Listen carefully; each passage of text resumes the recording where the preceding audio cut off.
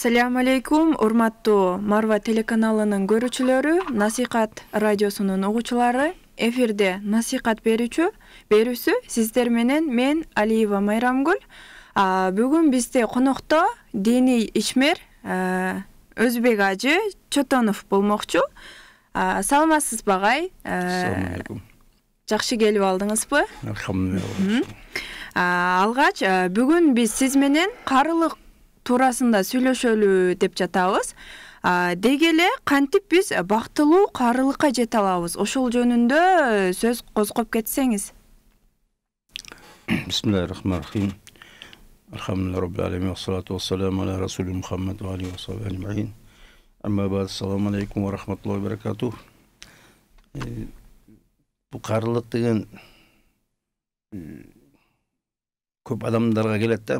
Куранда да силер биринчи алсыз болуп төрөлөсүңөр, анан кийин күчтүү болосуңар, анан кийин кайра алыс болосуңар. Анан ошентип айтылат да. Анан кээ бирлер аягында эч нерсе билбей калат дейт да.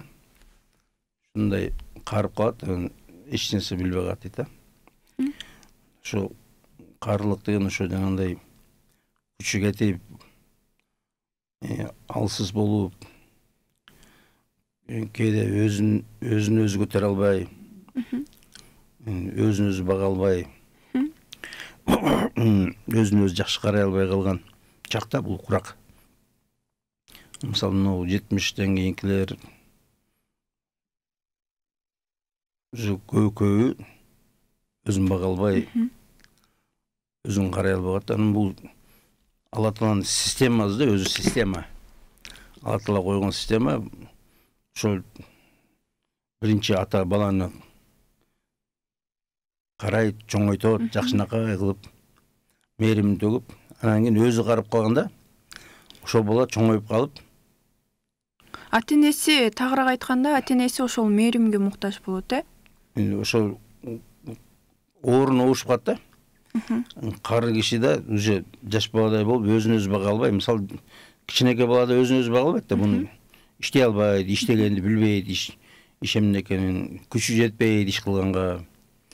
Анда ошо карыганда да ошондой да, күчү кетип, өзүнө өзү оокаттап албай, өзүн өзү бага албай, өзүн өзү карай албай, өзүнүн кирин өзү жууп албай.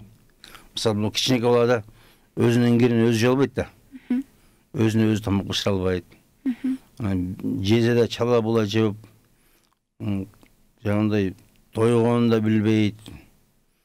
Же ойноп кетип ачка калып калат.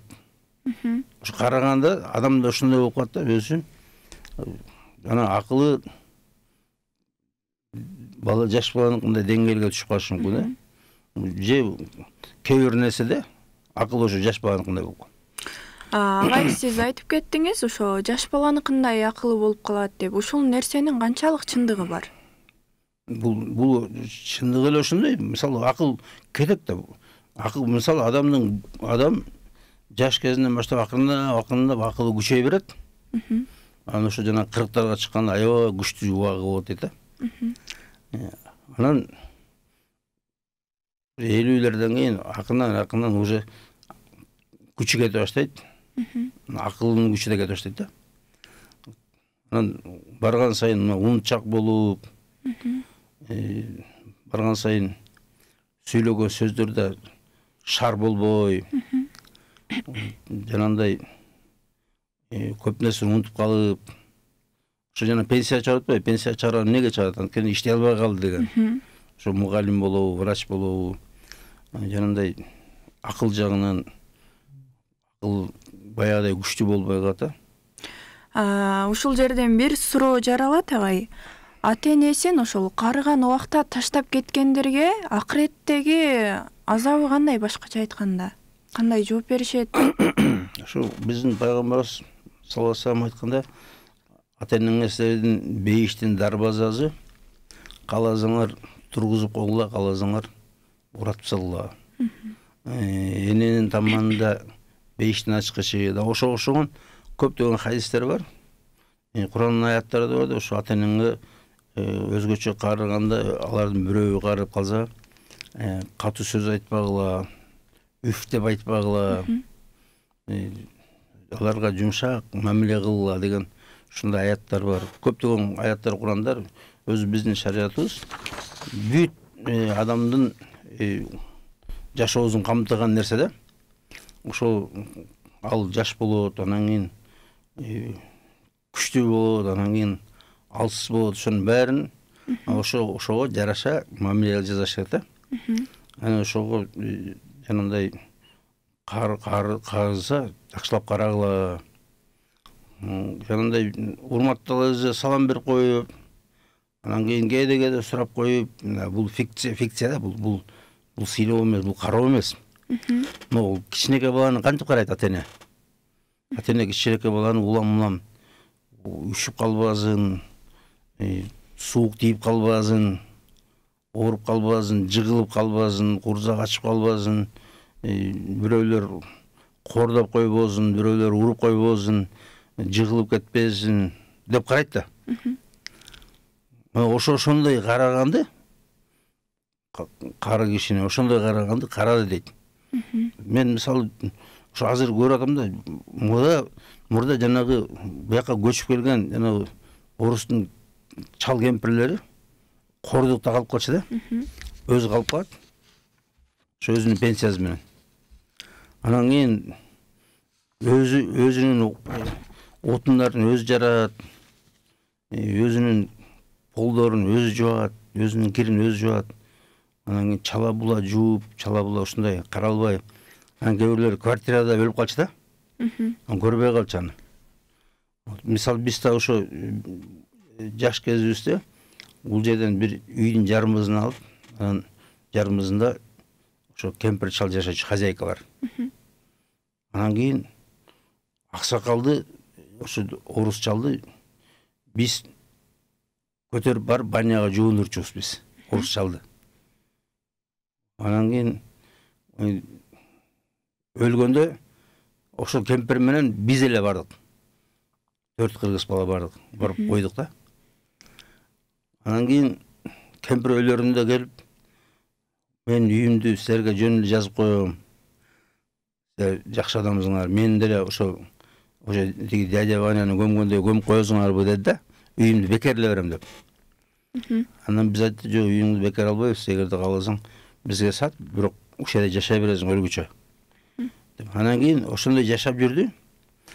Анан кийин өлөрүнө жакын калганда айтты, үйдү жазып коеюнчу, эметип коеюнчу, үйдүн акчасын силерге которуп коеюнчу, мен короткон жокмун, мен өлөрүм жакын калды деди да. Анан биз жок, акчаңдын да кереги жок деп алып койдук да. Анан кийин кемпир өлүп калды. Биз ошо кемпирди бир күндөн кийин билдик да, чалса албайт, эметпейт. Анан кошуналарга айтып, ушундай албай атат деп отуруп, жанагы жооп бербей атат. Анан кошуналар кирип, анан айсы өлүп калды деп. Анан ошондо да 4 кыргыз бала барып койдук да, орустар келбей койду. Бирөө да барбай койду. Анан кийин биз коюп келгенден кийин анан келип атышты да. Анан ошо азыр биздин коомдо ошондой болуп барат. Ошол нерсе бизге жугуп, ошо карыларды карабай, андай акчанын артынан кууп кетип атат жаштар. Кезектеги суроо агай. Азыркы учурда заманбап тил менен айтканда карыларга балдары, бала чакасы кандай уход кылып атат? Башкача айтканда кандай карап атышат? Ошолор жөнүндө кеңирээк айтып берсеңиз. Тилекке каршы аябай начар болот да, начар. Карыларды кароо аябай начар болот. Мындай карап атпайбызбы деп жүрү да. Карап атпайбызбы, анан карап атабыз го дегендей. Ачында кароо эмес бул. Мен жана тамбай айтып атам, жана кичинекей баладай болуп калат. Ошо кичинекей баладай караш керек. Улам карап туруш керек, улам сурап туруш керек, улам бир нерселерин алып келип туруш керек, алып берип туруш керек. Улам жанында тазалап туруш керек. Кичинекей балага кандай мамиле кылса, дал ушундай да, кичинекей бала деп улам бир нерсени булгап коет. Анан кийин улам кийимин которуп, кайра тазалап, кайрап келет, анан эч ким деле нервничать этпейт. Анан кара адам булгап койсо, нервничать эте берет, эле жаман көрүп атат да. Анан которбойт да кийимдерин. кара адамдын да кийимдерин улам которуш керек, улам жаңыртып туруш керек. Мына баласынын кийимин жаңыртып берет, улам тымыра бир баласын жанагы базарга барып сата тургандай. Атасынын карабайт, карыган ата эненин кийими, 5 жыл мурда кийген кийимин кийип жүрө берет. Бул кийими эскирип кеткенин карабайт. Мазы аппак болуп калган, капкара мазы аппак болуп калган. Жертилип калган, жамачылап калган. Такыр карабайт да. Анан бир нерсе айтсаң карап атпайбызбы дейт да. Бул кароо эмес. Бул фиктивный кароо. Бул сыйлайбыз дейт. Бул сыйлоо эмес, урматтуугандар. Сыйлоо кандай болот? Сыйлоо айттым го, жана кичинекей балаңды кандай карап атсаң, ошо кары кишинде ошондой карасаң, мына ошону сыйлоо дейт. Анткени ата эне ошо сен кичинекейиңде ошондой караган. Аябай ким эле бапестеп караганда ошо жанагындай кулалыга чугутпай, кумайыкка жедирбей дейт го. Ошондой кылып аябай караганда мына карайт баланы, кичинекей баланы улам ар нерсе алып берип, оюнчук алып берип, көңүлүн карап, курсагын карап, анын кийимин карап, настроениесин карап, ушундай бапестейт да. Ошондой болуш керек да. Ошону караганды, карыган кишини ошондой караса карады дейт да. Демек, карыган кишилер деле ошо ымыркай муктаж болгон нерсеге муктаж турбайбы? Дал ошондой муктаж. Бул кары киши өзүнүн оокатын деле билбейт, курсагы ачпы тоокпу билбейт да, билбей калат. Бала деле кичинекей бала билбей калат го. Курсагы ачпы тоокпу ойносо жүрө берет, ойноп кечке чейин билбейт да. Ода ошо сыяктуу карыган адам да билбей калат курсагын ачканын. Анан улам берип туруш керек оокат. Улам ысык тамак. Улам жакшынакай жумшак тамак. Дамдуу бышырып, улам карашты, улам караш керек. Айттым жанагындай кийимдерин которуп туруш керек, бир жерлерин сүрүп туруш керек, арчып туруш керек, ооруган жерин массаж кылып туруш керек. Сурабай эле. Мисалы кичинекей баланы сурабайт да, сен курсагың ачтыбы, ачкан жокпу? Оокат бышырып берет, азыраак бериш керек буга деп. Дал ошосундай. Анан жок. Келин кайда? Келин жумушта. Бала кайда? Бала жумушта. Колу бошойт. Кемпир чалды калтырып койгон. Бир суук комнатада. Бир суук бөлмөлөрдө. Суук үйдө. Анан карадыкта отот. Карабайт. Даже ойлобойт экен, оюна келбейт экен. Дөңкөгөн зөкүрлөр бар мына балдары. Ошо баарын жакшынакай кылып баккан, чоңойткон. Анан ойлойт, атамдын курсагы ачып кеттиби, атамдын кийими эскирип калдыбы, атамдын көңүлү чөгүп калдыбы, атам капа болуп калдыбы. Ооруп калса да карабайт экен. Сурабайт, ооруп калса да сурабайт, карабайт. Калп эле жанагындай эме суроо берип коет, кандай жакшысың? Анан атасы жаманмын деп айтмакпы, эч качан жаманмын деп айтпайт да. Дайыма жакшымын дейт. Жакшымын, айланайын жакшымын деп коет. Ал эмес. Ал өтпейт ал суроо. Кичинекей баланы сурабагандай эле, суроо сен кара. Мисалы мындай, мен айтам да, карабай, суроба, кара. Ачык айта алышпайт демек, Кара, өзүң өз көзү менен кара. Өңү кандай болуп турганын. Ал жүдөп турабы, жүдөп турган жокпу? Мына мен бир кишиникине бардым. Өткөн жумада. Аябай кейдим да, байкуш кийимдери каралбаган, үй жыйналбаган. Жок, кудурети жетпейт, кемпириники да жетпейт, тиги аксакалдыкы жетпейт. Кемпири мурда жыгылып жамбаш сынган экен. Анан кийин сүйлөшүп отурсак, да 2-3 жол жыгылдым дейт, 2-3 жол жыгылдым андан кийин. Айттым, кана келин десем, келин жумушта дейт. Бала кана, бала жумушта. Карай турган киши жок, калтырган эмес. Өткөндө бир барсам, көлгө кеткен дейт. Эч ким жокпу сени караган? Жок. Үйдө нан жок. Нан жок отурупту. Карабай жокпу сени караган киши. Мен алар көлгө кетти эле, калтырып койбойдум. Калтырбайбыз, сенин жаныңарда дайыма бирөөдү калтырып турбайбы, карап тур деп. Вот жерде улам тиги магазинге чуркап барып, бир нерсе алып келип, чай кайнатып берип, дастурканга жыйнап, алдын сүртүп, бияктып сүрүп, карап турбайбы, жок десем. Анан бир жумада бирөө келет деп коет. Мына ошо бул кароо эмес, урматтуу коңдар. Бул деген бул кордоо. Бул кароо эмес. Мына айттым го жана илгери ошо жана орустун чал кемпирлер ушундай кор болчу элек, көрчү элек. Азыр мына биздин аксакалдарыбыз кор болот. Мен көргөн эмесмин базарда кыргыздын кемпирлери базарда бир нерсе саткан. Азыр карыган кемпир, башка байкуш кемпир эптеп бир нерсе өтсө экен деп көзү жалдырап турат. Кече жана эле көрдүм. Алма сатат кемпир, байкуш кемпир алма сатат. Ошо алма өтүп кетсе экен деп каяктан бир жерден арзаныраак алып аны сатат окшойт да. Агай, ушул жерден бир суроо жаралат да. Деги эле динибизде ата-энеге бала кандай мамиле кылыш керек? Ата-эне парыз, ата-эне деген парыз. Ата-энени караш парыз. Жана жөнөкөй эмес. Разы болгондой дейт. Ата-эне разы болгондой дейт. Ата-эненин разылыгында бейишиңер. Же дозок. Ошо разы болгондой каралат. Эми кантип разы болот? Мисалы, байкуш ата-эне чынында айта да албайт экен. Мына азыркы ата-энелер даже ойлобойт экен, бул мени начар карап атат деп да ойлойт экен. Ошо болгон ушуну эмне кылам, иштеп атпайбы? Келин деле иштеп атпайбы деп коюп, байкуштар. Ошо жанагы кыйналганына разы болуп, турмуш жыл экен да деп жүрөт экен байкуштар. 10 бала, 7 бала, 8 бала. Бирөө айтат, 4 дөңкөйгөн зөкүр эркектер бар дейт. 4 дөңкөйгөн зөкүр эркектер бар дейт. Бирөө да карабайт дейт апасын. Апасын алып барып туруп, эмен үйүнө чап койгон дейт. Күйөө баласынын үйүнө. Бирөө да карабайт дейт. Мына ошондой зөкүр акмактар пайда болду. Булар келечекте өздөрү кор болот. Мына ошо биздин шариятыбыз, жана айттым, система. Бир убакта ошол сен кичинекей боласың, бир убакта сен атасың, анан бир убакта сен карыган кишисиң.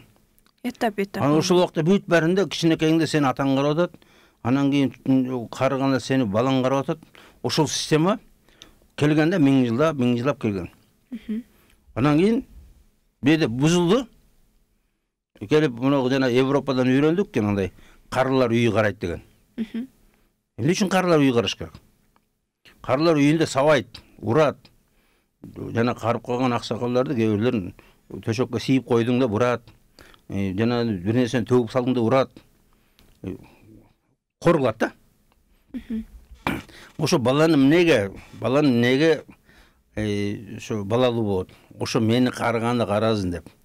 Карыганда жанагындай жакшы келинчек алып келип, экөө мени жакшы карасын.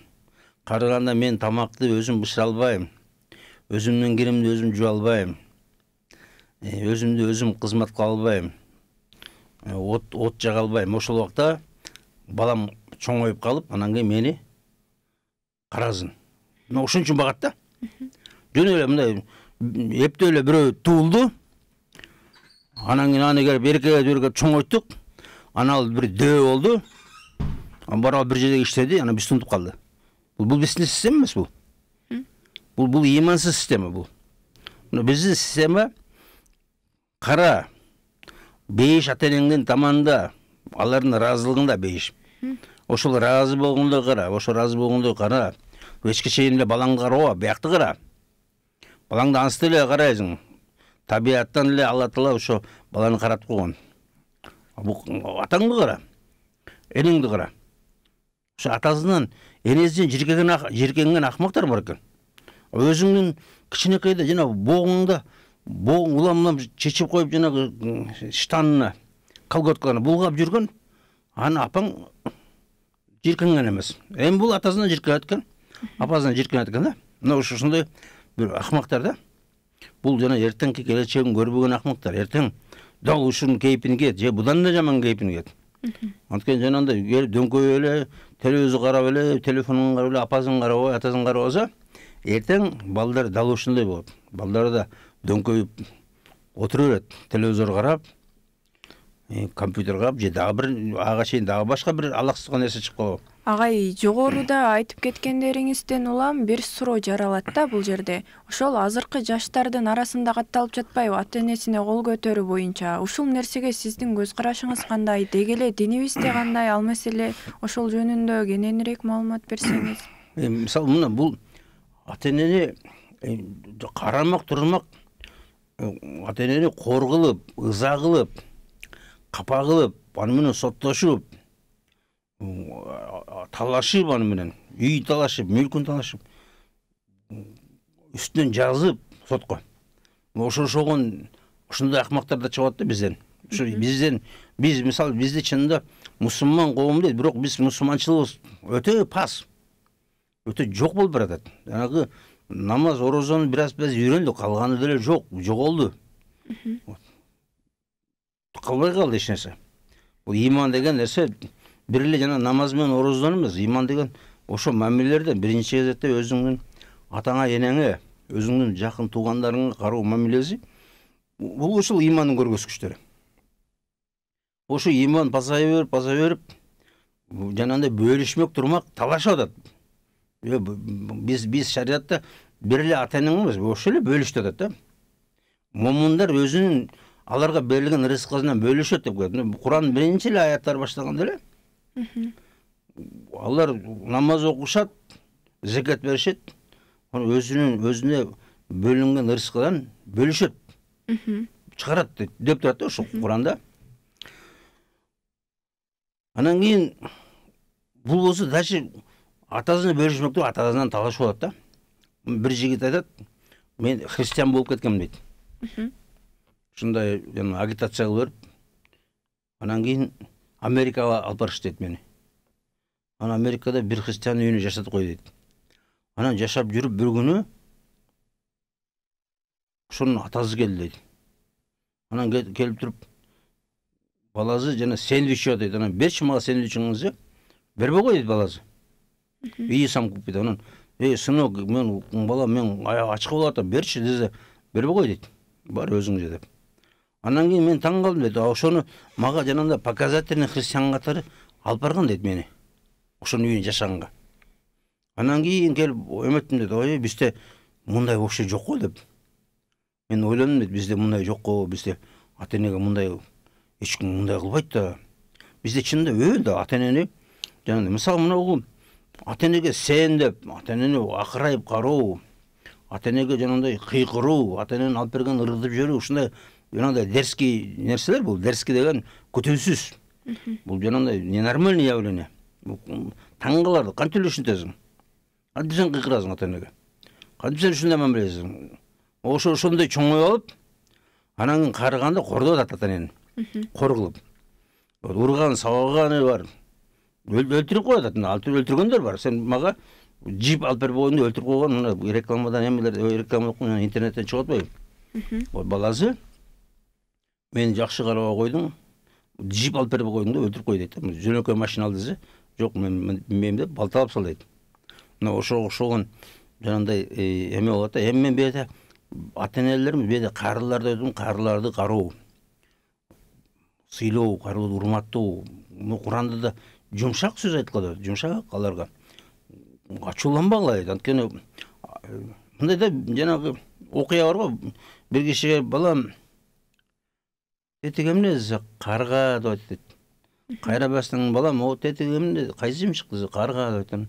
Балам, мону конуп турган чымчык эмне десе, карга. Ата канча жолу сурай бересиз? Карга дебедимби? деп айтат да. Анын атасы айтат, балам, сен кичинекейиңде менен бир эле нерсени 100 жолу сурачысың. Ошо сен 100 жолу сураганда мен акылыңан айланайын деп сени өпкүлөп, ушу башыңды сылап, кучактап, анан жакшынакай мээримдүү айтчу элем. Балам, бул деген ушундай чымчык, балам, бул деген ушундай нерсе деп, мен сени ушундай мээримдүү айтчумун. Сен болсо мен 3 жолу айтсам кыйкырасың го мага.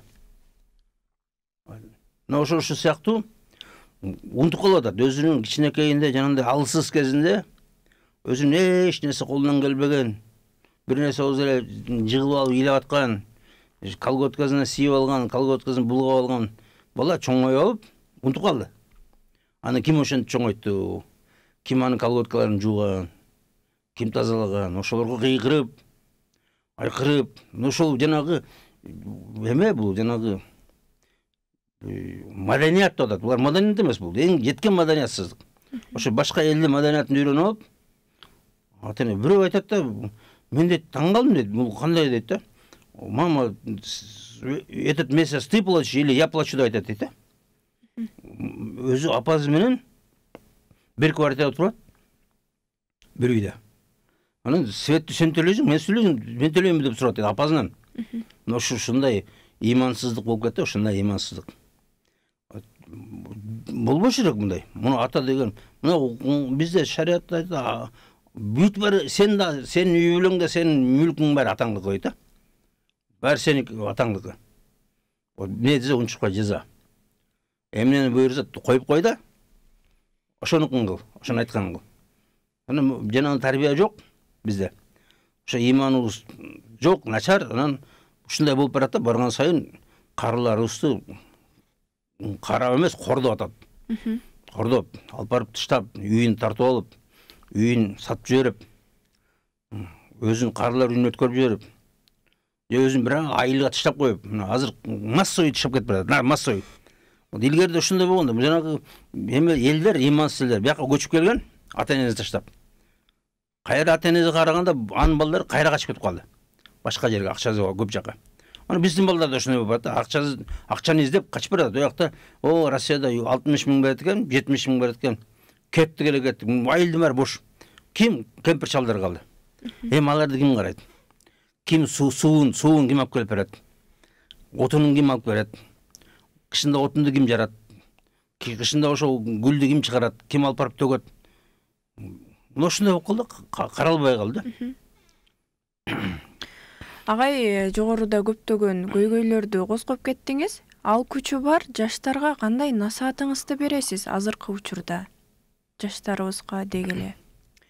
Мен жаштарга жакшы сыйлама демекмин, жакшылап карагыла. Жанагындай эффективный караганыңар болбойт, урматтуу туугандар. Жана эле сурап коюп, ата эч нерсе кереги жокпу? Апа эч нерсе кереги жокпу? Ал сыйлоо эмес, урматтуу туугандар. Бул фикция. Бул самообман. Эртең силерди да ушинтет. Кантип эле муктажмын? Муктаж. Жөн айта албайт. Жакшы деп коет, айланып калай, жакшы деп коет, болду.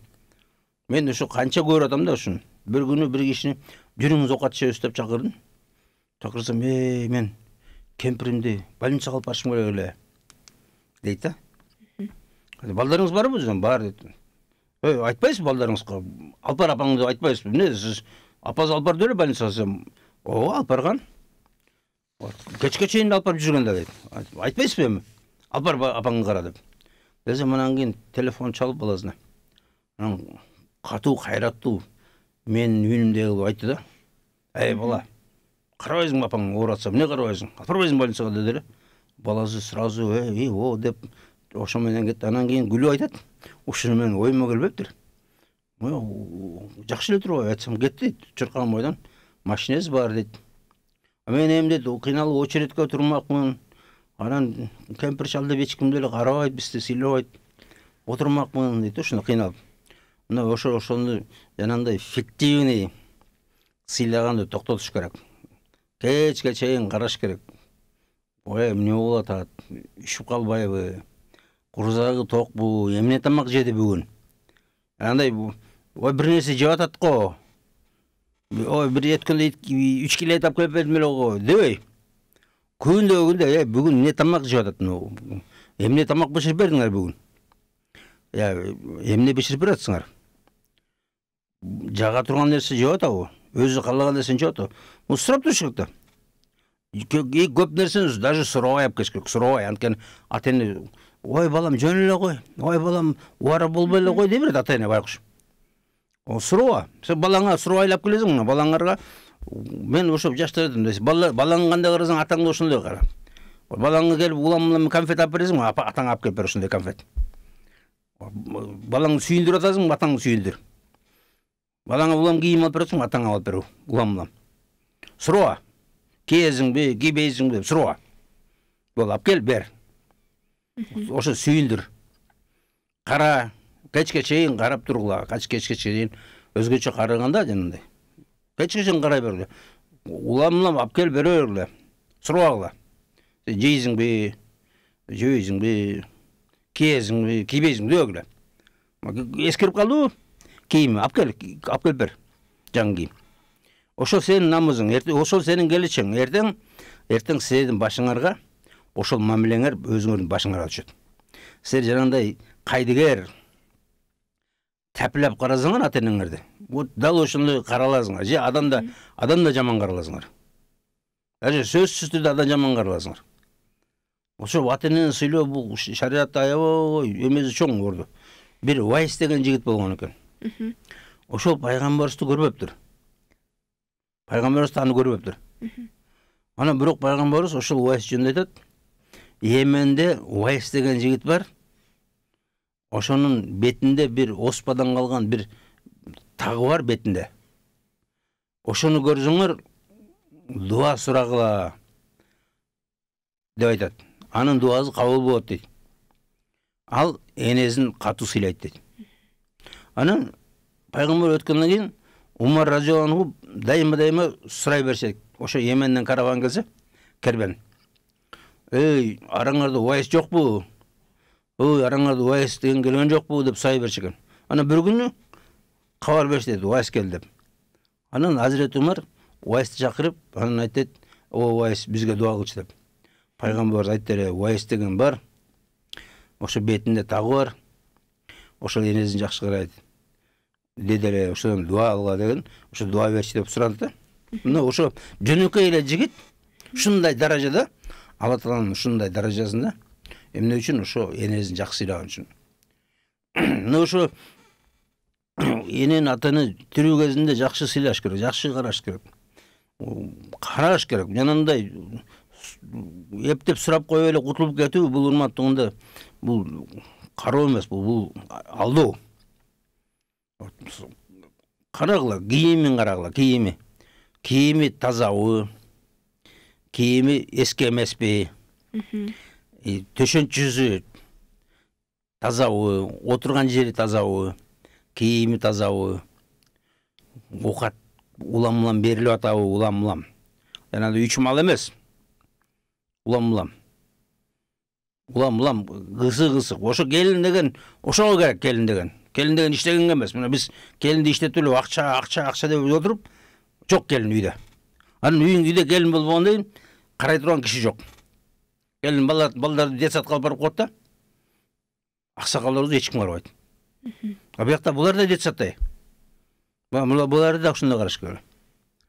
Бирок жок. Бул батышка карабагыла. Батыш деген бүт карылар үчүн атайын үйлөрдү куруп салган. Алар ансы эле балдар менен сүйлөшпөйт. Балдардын иши жок. Ошон үчүн алар жана карылар үйдө карта ойноп, бир нерсесин ичип, пивозду ичип жүрөт. Буларда небере жок, башка жок. А бизде андай эмес. Биз башка адамбыз, урматтуугандар. Мусулман деген башка адам. Биздин принциптерибиз башка, биздин баалуулуктарыбыз башка, биздин менталитетибиз башка, биздин динибиз башка, биздин салтыбыз башка, баары башка. Биз башка элбиз. Болбойт бизге андай. Болгон эмес, мына кары үй деген болгон эмес, Кыргызда бул карылардын үйү болгон эмес. Мына азыр жанагындай цивилизациябыз деп, маданият деп отуруп, мына өнүк баратабыз. Мингенибиз чоң машиналар, чоң үйлөр. Ата-энелер карылар үйүндө жалгыз ар жерде айылдарда калып калды. Бул эч кандай маданият эмес бул. Бул бизге такыр келбеген маданият бул. Демек, муктаждыктарын аткарып берүү бул балдардын милдети, муктаждыктарын карап туруу, муктаждыктар дебеш керек. Бул күнүмкү муктаждык, бул күндө муктаж. Мисалы, кары киши улам ысык чай, пай, бир нерсе ичип, улам бир нерсе жеп турганга муктаж. Бул көп жей албайт. Ошон үчүн азасынан жейт. Ошон үчүн уламдан курзак ачып турат. Уламдан берип туруш керек. Бир киши карап туруш керек дайыма. Ошо нянка сыяктуу, жана келин адам, келин. Ошо кыргыздагы келин деген ошо нянка болгон. Кыргыз ошо келин деген ошо нянка болгон. Келин именно кайната кайнына келе тиешүү келин деген. Келин башкаларга тиешүү эмес. Келин ошо кайната кайнына. Ошо келин деген нянка постоянно карап туруш керек. Ысык тамак улам улам карап туруш керек, улам улам тазалап туруш керек, жууп туруш керек, жуундуруш керек. Жуун албайт. Байкуш бабушка жуун албайт. Болду, баягыдай күчү жок. Тайып кетсе жамбаш сынып калат, бир нерсе сынып калат. Ваннага өзү чыга албайт. Анан эмне деген кароо? Карабайт. Мына ошону урматтагандар, мына биз мусулман коомубуз, ана мусулман болойлу. Жашообузда биз мусулман болойлу. Келип мына ата-энени караганда, үй бүлөнү караганда биз нак мусулман болойлу. Мына кечке чейин укук эле укук деп, укук эле укук, укук эле укук дейт. Только аялдын укугун сүйлөп атат. Жок болуп калды ата-эне. Ата-эне жок, эч ким айтпайт. Ата-эненин укугун карагыла. Эң чоң укук ата-эненики. Ата-эне эң акылуу, укук деген акы деген сөз. Акылуу, караганга акылуу, сыйлаганга акылуу, кызматка акылуу, кызмат. Анткени сенин кызматыңар кылган, сени чоңойткон, сени баккан, уктабай, эметпей, түндө оорусаңар, түндө больница, кечке чейин больницанын жанында жүрөт, кечке чейин улам тамак алып барат, улам бир нерсе алып берет, дарыларын алып барат, ушуну жүргөн, кызматыңарды болгон. Анан эң акылуу, жана укук деген сөз, акы деген сөз. Эң акылуу ошо кайрыган кишилер. Силерди ошо чоңойткон 6-7 баланы. Эми 6-7 бала бири-бириңерге ишенип коюп, бири-бириңерди шылтап коюп, ана курсагыңарды сылап отурсуңар кечке комфортабельный условия. Бул туура эмес бул. Кароо эмес бул. Бул алдоо, бул деген мошенничество. Эртең башыңарга ошол түшөт, эртең өзүңөрдүн башыңарга ошондой кызмат түшөт. Силердин кылган кызматыңар да өзүңөрдүн башыңарга түшөт. Мен жанагындай зөкүрлөргө кайрылам да, зөкүрлөр жанагындай дөңкөйүп отуруп унутуп калдыңар ата-энеңерди. Карабайсыңар, келип өзүңөрдүн комфортабельностун карайсың. Ата-энеңерди карабайсыңар. Ата-энеңер муздак үйлөрдө отурат. Эски мебель, эски төшөнчү, жыйналбаган. Жыйналбайт байкуш.